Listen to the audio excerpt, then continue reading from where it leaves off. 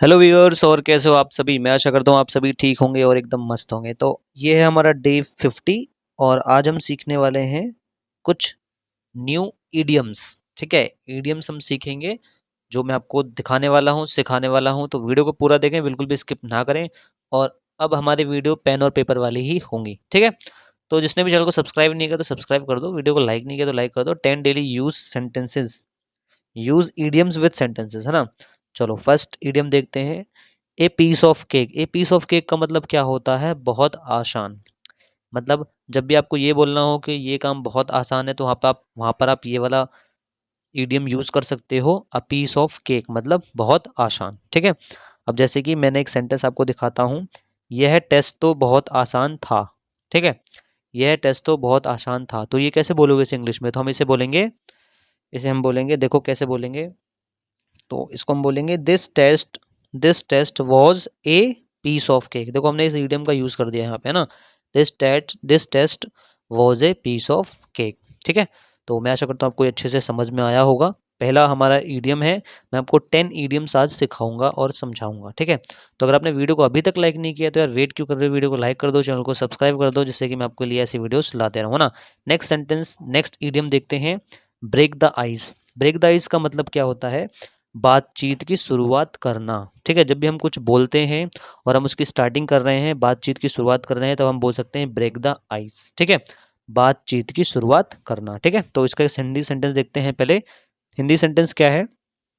उसने बातचीत शुरू करने के लिए एक मजेदार कहानी सुनाई। ठीक है, उसने बातचीत करने शुरू करने के लिए एक मजेदार कहानी सुनाई। ठीक है, तो ये हमारा एक सेंटेंस है। ओके, तो अब इसको इंग्लिश में कैसे बोलेंगे? इसको हम बोलेंगे he told a funny story. ठीक है, he told a funny story to break the ice. देखो ब्रेक द आइस का यूज कर लिया ना हमने यहाँ पे। ठीक है, ब्रेक द आइस का यूज हो गया यहाँ पे। He told a funny story to break the ice मतलब उसने बातचीत शुरू करने के लिए एक मजेदार कहानी सुनाई। ठीक है, ओके। तो इस तरीके से ये हमारा सेकंड ईडियम्स था। आशा करता हूँ आपको समझ में आया होगा। अगर अच्छे से समझ में आया है तो बस एक ही काम करना है, वीडियो को लाइक कर दो, चैनल को सब्सक्राइब कर दो। और अगर आपने सीरीज़ नहीं देखी है पूरी, इससे पहले वाली सीरीज़ नहीं देखी है, मतलब ये डे 60 वाली हमारी सीरीज़, और आपने अगर इसको नहीं देखा है तो इस वीडियो के डिस्क्रिप्शन में जाना, लिंक आपको मिल जाएगा। पूरी सीरीज़ का जाकर देखो और सीखो। ठीक है, और एक चीज़ और, अगर इसकी पीडीएफ चाहिए आपको तो व्हाट्सएप चैनल का लिंक होगा इसी वीडियो के डिस्क्रिप्शन में, तो आप उसको देखो, उसको ज्वाइन कर लो। ठीक है, और आपको सारी पीडीएफ मिल जाएगी। समझ में आया? ठीक है, चलिए नेक्स्ट सेंटेंस नेक्स्ट ईडियम देखते हैं। Hit the sack. Hit the sack का मतलब क्या होता है? सोने जाना। आप जैसे मान लो मुझे सोने जाना है या तुम्हें सोने जाना है, तो हम कैसे बोलते हैं? Hit the sack.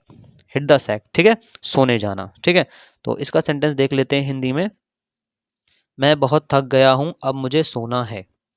मैं बहुत थक गया हूँ, अब मुझे सोना है। अब आप यहाँ पे कुछ और भी लगा सकते हो। ठीक है, मैं बहुत थक गया हूँ, अब मुझे सोना है। तो इसको कैसे बोलेंगे इसे इंग्लिश में? तो इसको हम बोलेंगे आई एम टायर्ड, है ना। मैं बहुत थक गया हूँ मतलब I am so tired. I am so tired. I am so tired. I need to hit the sack. I need to hit the sack. मैं बहुत ज़्यादा थक गया हूँ, मुझे सोना है। I need to hit the sack. समझ गए? ओके, मैं आशा करता हूँ आपको अच्छे से समझ में आया होगा। ये वाला सेंटेंस में अच्छे से समझ गए होगे आप। अब इसके बाद हम नेक्स्ट ईडियम का यूज़ देखेंगे और सेंटेंस देखेंगे। ठीक है, उससे पहले आप ये सोच रहे होगे कि बहुत दिनों से हमारी सीरीज़ की वीडियोस क्यों नहीं आ रही थी। तो इसलिए नहीं आ रही थी क्योंकि मैं बहुत सारी चीज़ें सोच रहा था कि आपके लिए क्या कंटेंट लेकर आना है, क्या स्क्रिप्ट लिखनी है, सब कुछ लिखना पड़ता है, सोचना पड़ता है। क्योंकि सारी चीज़ें खुद से क्रिएट करनी पड़ती है ना, इसमें बहुत टाइम लगता है। तो इस वजह से वीडियोस नहीं आ पा रही थी। शॉर्ट्स भी आप देख रहे होंगे नहीं आ पा रहे होंगे। अभी मैंने एक ही रिसेंट शॉर्ट डाला था, कल परसों डाला था, तो वो वाला शॉर्ट आपने देखा होगा। ठीक है, मैंने पोस्ट में एक नोट भी डाला था आप सभी के लिए। ओके, तो नेक्स्ट सेंटेंस देखते हैं। Under the weather. Under the weather का मतलब क्या होता है? बीमार महसूस करना। क्या होता है? अंडर द वेदर का मतलब क्या होता है? बीमार महसूस करना। ओके, तो इसको इसका सेंटेंस देख लेते हैं अब हम। ठीक है, वह आज थोड़ा बीमार महसूस कर रही है। वह आज थोड़ा बीमार महसूस कर रही है। तो अंडर द वेदर का मतलब क्या है? बीमार महसूस करना, है ना। तो जब भी हम हमें ऐसा बोलना होगा कि मैं बीमार महसूस कर रहा हूँ, तो हम क्या बोलेंगे? Under the weather. ठीक है, I am under the weather. मैं थोड़ा बीमार महसूस कर रहा हूँ। ठीक है, sorry, I am feeling under the weather, ऐसे बोलोगे। I am feeling under the weather, मैं थोड़ा आज बीमार महसूस कर रहा हूँ, ऐसे। ठीक है, ओके, देखो अब इसका हिंदी क्या हो गया, she is feeling under the weather today. ठीक है, सी इज फीलिंग का मतलब उसे महसूस हो रहा है, वो महसूस कर रही है, वह महसूस कर रही है। अंडर द वेदर का मतलब बीमार महसूस कर रही है। कैसा महसूस कर रही है, बीमार। अंडर द वेदर बीमार महसूस कर रही है। ओके, और टुडे आज के लिए यूज किया गया है। ओके, चलिए नेक्स्ट सेंटेंस की, नेक्स्ट ईडियम की तरफ बढ़ते हैं। मैं आपको 10 ईडियम्स बताने वाला हूँ आज। ठीक है, जैसे कि मैंने आपको स्टार्टिंग में बताया था, let the cat out of the bag. ठीक है, let the cat out of the bag का मतलब क्या है, राज खोल देना। ठीक है, let the cat out of the bag, जब हम किसी का राज खोल देते हैं तब हम ये सेंटेंस, ये इडियम्स बोल सकते हैं, let the cat out of the bag. ठीक है, ये सभी इडियम्स है और हम सेंटेंसेस में यूज कर रहे हैं। ओके, समझ रहे हो आप सभी। तो उसने गिफ्ट के बारे में राज खोल दिया। ओके, इसे कैसे बोलेंगे इंग्लिश में, मैं आपको 2 सेकंड का टाइम दे रहा हूँ, सोचो और बताओ पहले मुझे। ओके, हाँ तो अब आप मुझे बताइए, ठीक है, क्या बनेगा इसका सेंटेंस, खुद से सोचिए, बनाइए पहले। ठीक है, तो मैं आशा करता हूँ आपने सोच लिया होगा। बताओ क्या बनेगा, अब मैं आपको सेंटेंस दिखा देता हूँ ना। He let the cat, he let the cat out of the dog out of the bag. ठीक है, अबाउट द गिफ्ट, मतलब उसने गिफ्ट के बारे में राज खोल दिया। He let the cat out of the bag about the gift, gift के बारे में उसने राज खोल दिया। ठीक है, तो इस तरीके से सेंटेंस बनेगा। ओके, चलिए आगे देखते हैं, नेक्स्ट सेंटेंस समझते हैं। सिक्स्थ वाला क्या है, bite the bullet. Bite the bullet का मतलब क्या होता है, हिम्मत से कठिन काम करना। मतलब जब बहुत ही ज़्यादा कठिन काम है और हम हिम्मत से उस काम को कर रहे हैं, तब हम ये वाला इडियम यूज़ करेंगे, बाइट द बुलेट। और हाँ, एक चीज़ आपको मैं बता दूं, देखो मेरे पास ना ही तो कैमरा है, एक फ़ोन है, उसी से मैं ये वीडियो शूट कर रहा हूँ। ठीक है, और कुछ नहीं है, माइक है एक छोटा सा जो बहुत पैर पुराना है मेरे पास, उसी से मैं ये सब शूट करता हूँ। ठीक है, और आजकल ये यूट्यूब की पॉलिसी भी, ऐसी ऐसी पॉलिसी अभी अप्लाई हुई है 15 जुलाई को, के उसकी वजह से बहुत प्रॉब्लम हो रही है। ठीक है, ठीक है, ओके, नेक्स्ट सेंटेंस देखते हैं। मुझे हिम्मत करके डेंटिस्ट के पास जाना पड़ा। ठीक है, मुझे हिम्मत करके डेंटिस्ट के पास जाना पड़ा।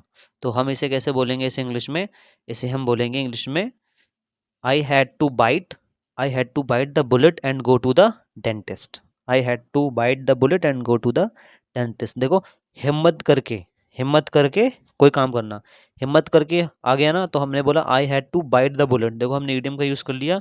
अब कहाँ जा रहा है वो, डेंटिस्ट के पास, and go to the dentist. अब मुझे मुझे हिम्मत करके स्कूल जाना पड़ा। किसी किसी को स्कूल जाना पसंद नहीं है ना, तो कैसे बोलते हैं, I had to bite the bullet and go to the school.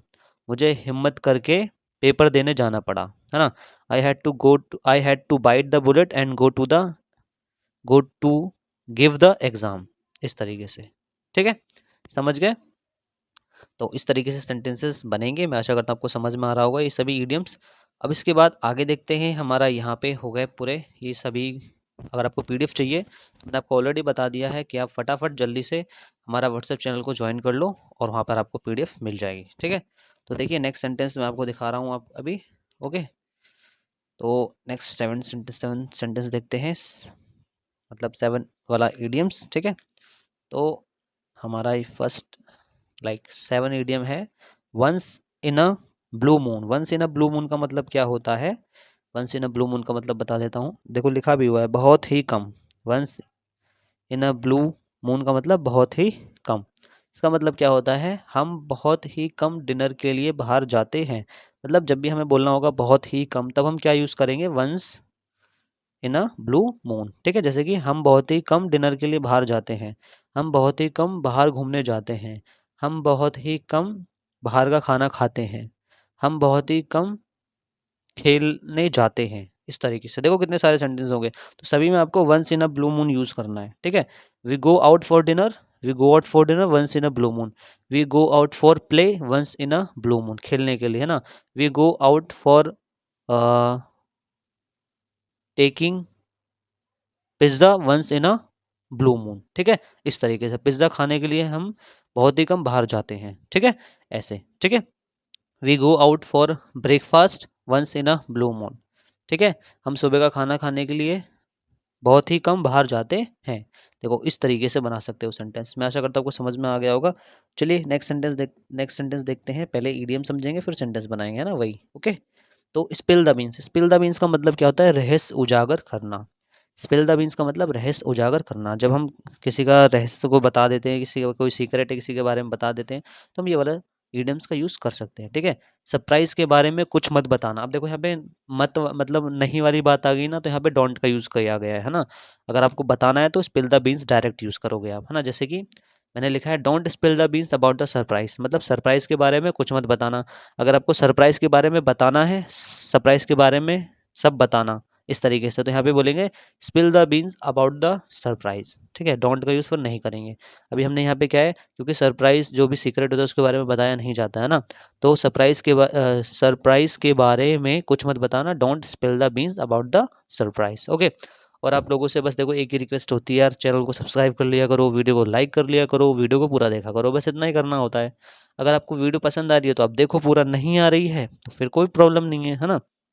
और जो चीज़ नहीं आ रहा है समझ में, तो आप ये बोल सकते हो कि सर मुझे ये समझ में नहीं आ रहा है, सर इस पर वीडियो बना दीजिए, तो मैं वो वाली वीडियो आपके लिए बना दूंगा। आप जिस तरीके से बोलोगे उस तरीके से मैं ट्राई करूंगा बनाने के लिए, है ना। लेकिन आप जब कमेंट करोगे बताओगे मुझे, तभी तो मैं कोशिश करूंगा। आप कमेंट नहीं करोगे, बताओगे नहीं, वीडियोज़ ही नहीं देखोगे, या फिर थोड़ा सा देखोगे फिर छोड़ दोगे, तो फिर कैसे बताओ, समझ में आएगा ना, आपको समझ में आएगा ना, मुझे समझ में आएगा ना। तो इसलिए मैं आपसे बोलता हूँ कि पूरी वीडियो को देखा करो, सीखा करो, समझा करो। कुछ नहीं समझ में आता है तो कमेंट किया करो कि सर ये समझ में नहीं आ रहा, सर इस टॉपिक पर वीडियो बना दो आप, उस टॉपिक पे वीडियो ले आऊँगा आपके लिए भी, ठीक है। Cost and arm and a leg, इसका मतलब क्या है, cost and arm and a leg का मतलब क्या है, बहुत महंगा। इसका मतलब क्या है, बहुत महंगा, ठीक है। तो इसे कैसे बोलेंगे इसे इंग्लिश में, इसे हम बोलेंगे यह फ़ोन बहुत महंगा पड़ा। देखो यह फ़ोन बहुत महंगा पड़ा, अब देखो सेंटेंस में यूज़ किया हमने, तो हम इसे कैसे बोलेंगे, this phone cost me an arm and a leg. अब हम ये बोल सकते हैं यह शर्ट बहुत महंगी पड़ी, ठीक है। This shirt cost me an arm and a leg. समझ रहे हो मैं क्या बोल रहा हूँ, ठीक है। यह टीवी बहुत महंगी पड़ी, this TV cost me an arm and a leg.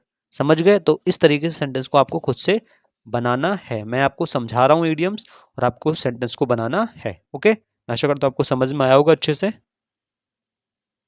चलिए अब इसके बाद एक बस लास्ट इडियम रह जाएगा, वो आपको समझना है, सीखना है, और उसके बाद वीडियो होती है यहीं पे समाप्त, ठीक है। तो मैं लास्ट इडियम बता रहा हूँ आपको, देखिए इसे, call it a day. Call it a day का मतलब क्या है, दिन का काम खत्म करना। कॉल इट अ डे मतलब दिन का काम खत्म करना। कॉल इट अ डे का मतलब दिन का काम खत्म करना, ठीक है।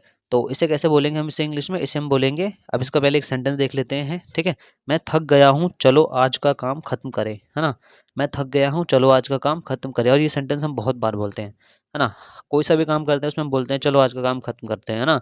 मैं थक गया हूँ, चलो आज का काम खत्म करें। तो इसे कैसे बोलेंगे इसे इंग्लिश में, इसे हम बोलेंगे, इसी जो ईडियम है उसका यूज़ करेंगे, आई एम टायर्ड। मैं थक गया हूँ मतलब आई एम टायर्ड, मैं थक गया हूँ। Let's call it a day.